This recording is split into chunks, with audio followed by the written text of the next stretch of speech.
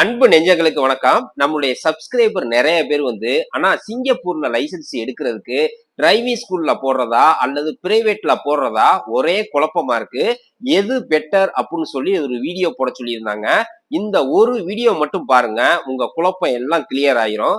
இது போல யூஸ்ஃபுல்லான சிங்கப்பூர் சம்பந்தமான வீடியோ உங்களுக்கு வேணும் அப்படின்னா நம்மளுடைய சேனலை சப்ஸ்கிரைப் பண்ணி வச்சுக்கோங்க. அதே போல நம்மளுடைய மெம்பர்ஷிப்லையும் ஜாயின் பண்ணி வச்சுக்கோங்க. அப்பதான் நம்ம போடுற ஒவ்வொரு வீடியோ உங்களுக்கு உடனுக்குடன் கிடைக்கும்.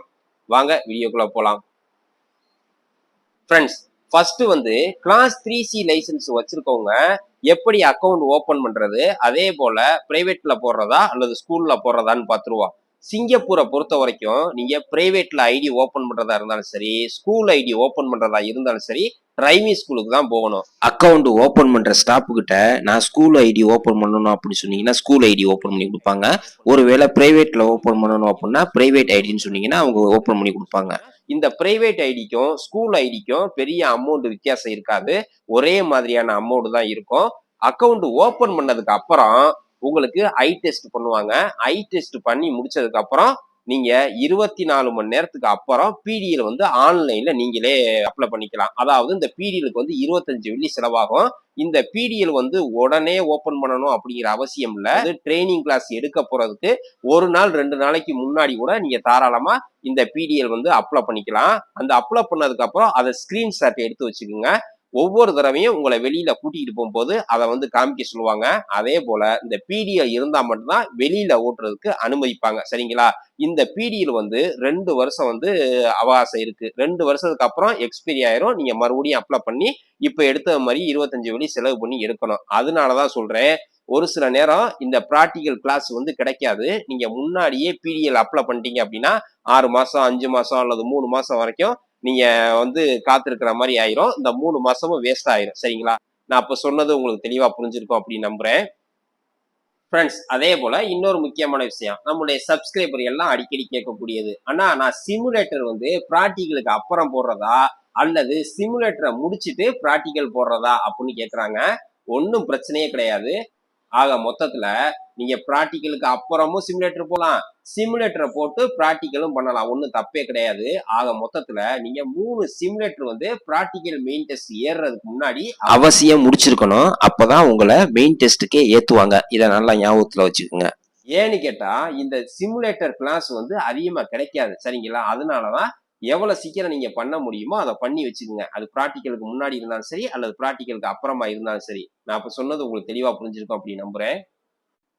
அதே போல அண்ணா அந்த சிமுலேட்டர் அப்படின்னா என்ன, பயமா இருக்கு அப்படின்னு சொல்றாங்க. சிமுலேட்டர் அப்படிங்கிறது நீங்க ஒரே இடத்துல நீங்க சீட்ல உட்காந்துருப்பீங்க. கம்ப்யூட்டர்ல நீங்க கார் ஓட்டுற மாதிரியே இருக்கும். அதாவது வீடியோ கேம் விளையாடுற மாதிரி இருக்கும். நீங்க ஸ்டேரிங்க பிடிச்சி திருப்புனா வண்டி திரும்பும். அதே போல நீங்க பிரேக்கு கிளச்சு அதையும் அமுக்குனீங்கன்னா வண்டி நிற்கும். அதாவது நீங்க ரியலா கார் ஓட்டுற மாதிரியே ஃபீலிங் இருக்கும். இந்த மாதிரி பண்றதுனால உங்களுக்கு ஸ்டேரிங் கண்ட்ரோல், கிளச்சை எப்படி கண்ட்ரோல் பண்றது, ரோட்ல எப்படி ஓட்டுறது அப்படின்னு உங்களுக்கு ஒரு நல்ல அனுபவம் கிடைக்கும். அப்படிங்கறதுனாலதான் இந்த சிமுலேட்டர் கோர்ஸை அவங்க அறிமுகப்படுத்தி வச்சிருக்காங்க. அதனால ஒன்றும் பயப்பட வேண்டியது இல்லை. இதுல ஃபெயில் ஆனாலும் ஒன்றும் பிரச்சனை கிடையாது, பாஸ் ஆனாலும் ஒன்றும் பிரச்சனை கிடையாது. ஆக மொத்தத்துல நீங்க 3 கிளாஸ் அவசியம் அட்டன் பண்ணியே ஆகணும். ஃப்ரெண்ட்ஸ், நான் ட்ரைனிங் எடுக்கும்போது என்னுடைய இன்ஸ்ட்ரக்டர்கிட்ட சார் நான் சீக்கிரமே லைசன்ஸ் எடுக்கணும் அப்படின்னு சொன்னதுக்கு அவர் சொன்ன வார்த்தை எனக்கு நடுமண்டையில நச்சுன்னு ஆணி அடிச்ச மாதிரி இருந்துச்சு. அதாவது நீ லேட்டானாலும் பரவாயில்ல, ஒரே தடவையில பாஸ் பண்ணணுமா அல்லது நீ அவசரப்பட்டு சீக்கிரமே மெயின் டெஸ்ட் ஏறி காசு எல்லாம் அதிகமா செலவு பண்ணணுமா அப்படின்னாரு.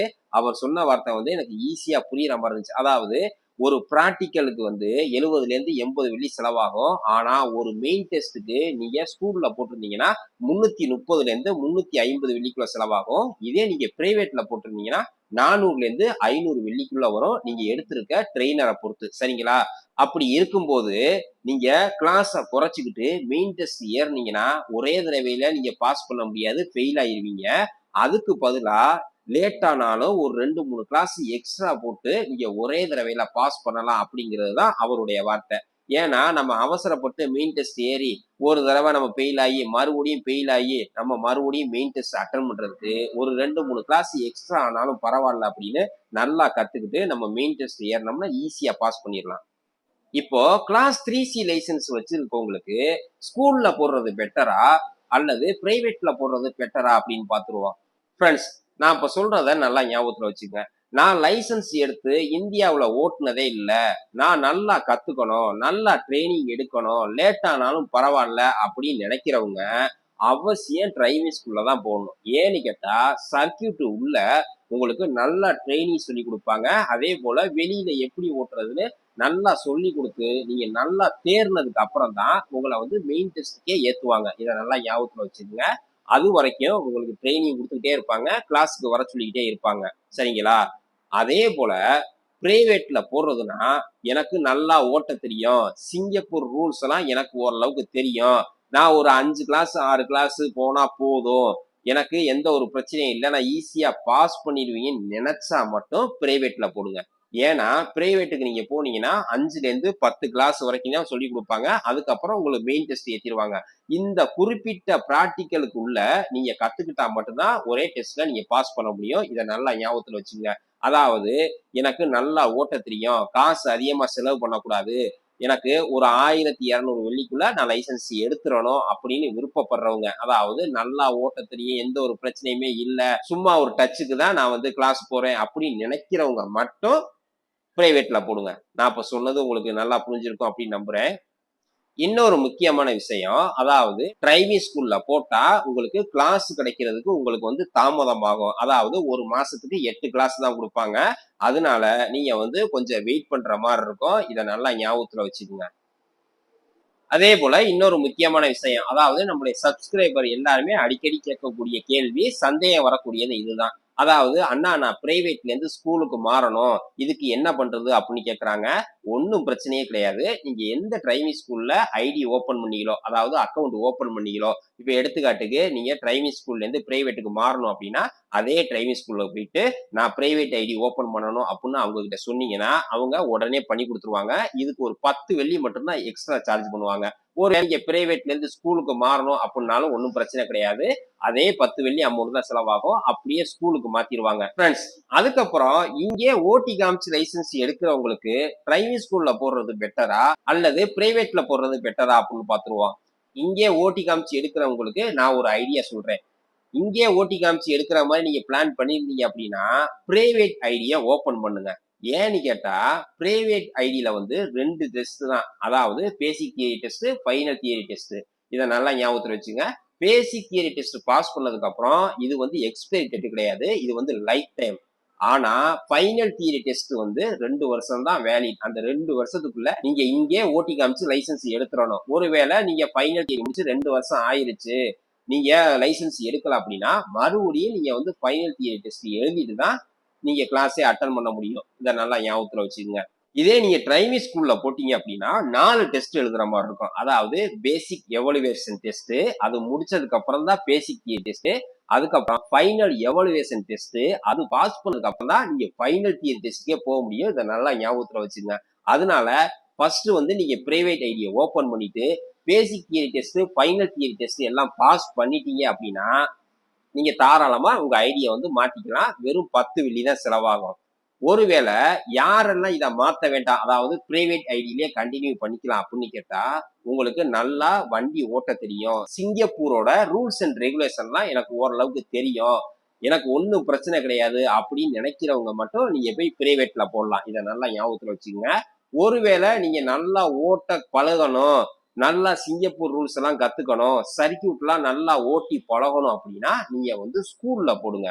ஸ்கூல்ல வந்து கொஞ்சம் தாமதமாகும், ஒன்றும் பிரச்சனை கிடையாது. கிளாஸ் அதிகமானாலும் லேட் ஆனாலும் ஒரே தடவையில லைசன்ஸ் எடுக்கிறதுக்கு நீங்க முயற்சி பண்ணுங்க.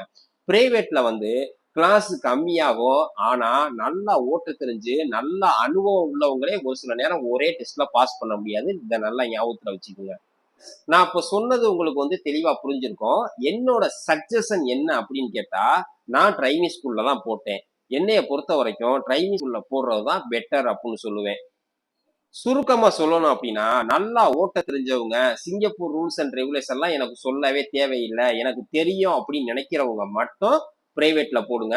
நான் டிரைவிங் ஸ்கூலுக்குள்ள நல்லா கத்துக்கணும், இந்தியாவுல லைசன்ஸ் எடுத்ததோட சரி, எனக்கு வண்டி பக்கமே நான் போனதில்லை அப்படின்னு நினைக்கிறவங்க நீங்க அவசியம் டிரைவிங் ஸ்கூல்ல தான் போடணும். இதை நல்லா ஞாபகத்துல வச்சுக்கோங்க. இந்த தகவல் பிடிச்சிருந்தா லைக் பண்ணுங்க, உங்க ஃப்ரெண்ட்ஸ் யாராவது பிரைவேட் பெட்டரா அல்லது ஸ்கூல்ல போடுறது பெட்டரா, எதுல போடுறதுன்னு தெரியல அப்படின்னு குழப்பத்துல இருக்காங்க அப்படின்னா, அவங்களுக்கு இந்த வீடியோ மறக்காம ஷேர் பண்ணுங்க. அவங்களும் பார்த்து தெரிஞ்சுக்கட்டும். இது போல சிங்கப்பூர் சம்பந்தமான யூஸ்ஃபுல்லான வீடியோ வேணும் அப்படின்னா நம்மளுடைய சேனலை சப்ஸ்கிரைப் பண்ணி வச்சுங்க. மீண்டும் ஒரு அடுத்த நல்ல பயனுள்ள வீடியோ சந்திப்போம்.